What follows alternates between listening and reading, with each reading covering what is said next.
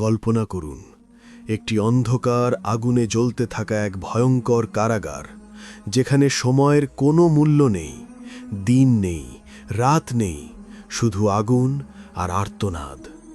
1000 কোটি বছর ধরে পুড়তে পুড়তে যখন জাহান্নামীরা বুঝতে পারবে তাদের ডাক আর কখনোই পৌঁছাবে না তাদের রবের কাছে, তখন তারা সবাই একসাথে মাথা তুলে আকাশের দিকে তাকাবে আর বুক ফাটা আর্তনাদ করে চিৎকার করে বলবে, হে মালিক, আপনার রবকে বলুন তিনি যেন আমাদের মৃত্যু দিয়ে এই আযাব শেষ করে দেন। কিন্তু প্রশ্ন হল, কে এই মালিক? তিনি কোনো সাধারণ ফেরেশতা নন। তিনি হচ্ছেন জাহান্নামের প্রধান প্রহরী, এক ভয়ঙ্কর সত্তা, যার চেহারা এতটাই কঠিন, এতটাই ভীতিকর যে তাকে দেখলে আগুনও যেন থমকে যায়। সৃষ্টির শুরু থেকে আজ পর্যন্ত এই ফেরেশতার মুখে একবারও হাসি ফোটেনি। মেরাজের সেই রাত এক ভয়ঙ্কর সাক্ষাৎ।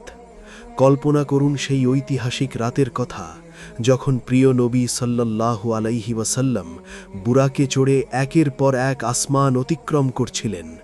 প্রতিটি আসমানে লাখো কোটি ফেরেশতা সারিবদ্ধভাবে দাঁড়িয়েছিলেন। তাদের মুখে ছিল আনন্দ, তাদের চোখে ছিল ভালোবাসা। প্রত্যেকেই হাসি মুখে সালাম জানাচ্ছিলেন। পুরো আসমান ভরে গিয়েছিল নূরের আলোয়। কিন্তু হঠাৎ সবকিছু বদলে গেল। এক স্তরে পৌঁছানোর পর নবী সাল্লাল্লাহু আলাইহি ওয়াসাল্লাম এমন এক ফেরেশতার সামনে দাঁড়ালেন, যার মুখে নেই কোনো হাসি, নেই কোনো আবেগ। তার দৃষ্টি এতটাই ঠান্ডা, এতটাই কঠোর যে তাকালেই হৃদয় কেঁপে ওঠে। তিনি সালাম দিলেন, কিন্তু তার চোখে কোনো আনন্দ ছিল না। নবী অবাক হয়ে জিজ্ঞেস করলেন, হে জিবরিল, এই ফেরেশতা কে? সবাই হাসছে, কিন্তু তিনি কেন নন? জিবরিল আলাইহিস সালাম উত্তর দিলেন, ইনি হলেন মালিক, জাহান্নামের রক্ষক। মালিক, যিনি কখনো হাসেন না। জিবরিল আলাইহিস সালাম বললেন, যেদিন থেকে আল্লাহ জাহান্নাম সৃষ্টি করেছেন সেদিন থেকে আজ পর্যন্ত মালিক কখনো হাসেননি। ভাবুন একবার, ফেরেশতাদের সৃষ্টি করা হয়েছে নূর দিয়ে, তাদের স্বভাব কোমল, কিন্তু মালিক আলাইহিস সালাম আলাদা। মুফাসসিরগণ বলেন, আল্লাহ তার অন্তর থেকে দয়া, মায়া, করুণা সব কিছু তুলে নিয়েছেন। তিনি শুধু আদেশ পালন করেন, কোনো অনুভূতি নেই, কোনো দয়া নেই।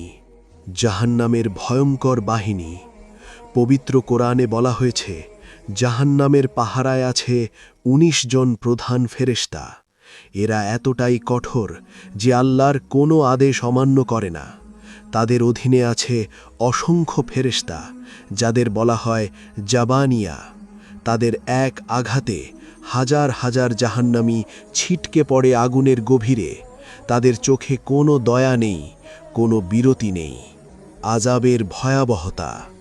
দুনিয়ার আগুনে হাত রাখলে কয়েক সেকেন্ডেই মানুষ সহ্য করতে পারে না, কিন্তু জাহান্নামের আগুন দুনিয়ার আগুনের চেয়ে 70 গুণ বেশি উত্তপ্ত।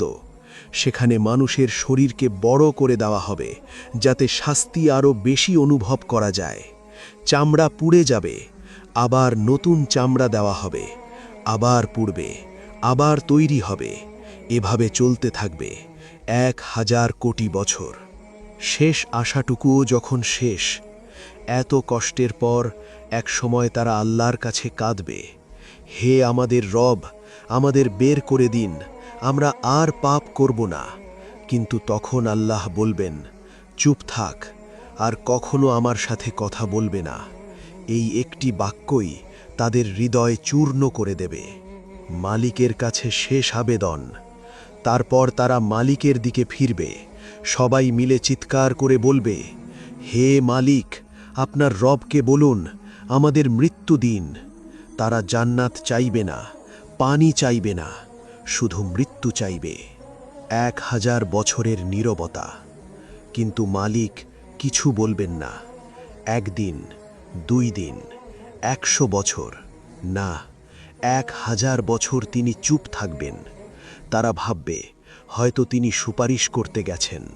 শেষ উত্তর, যা সব আশা শেষ করে দেয়। তারপর হঠাৎ মালিক মুখ খুলবেন আর বলবেন, নিশ্চয়ই তোমরা এখানে চিরকাল থাকবে, ইন্নাকুম মাকিসুন। এই মাত্র কয়েকটি শব্দ, আর সব শেষ। কোনো মৃত্যু নেই, কোনো মুক্তি নেই, শুধু অনন্তকাল। প্রিয় দর্শক, আমরা কি দুনিয়ার অল্প কিছু সুখের জন্য এই ভয়ঙ্কর পরিণতি কিনে নিচ্ছি? একদিন সব শেষ হয়ে যাবে, কিন্তু সেই দিন ফিরে আসার সুযোগ থাকবে না। হে আল্লাহ, আমাদের সবাইকে জাহান্নামের আগুন থেকে হেফাজত করুন। আমিন।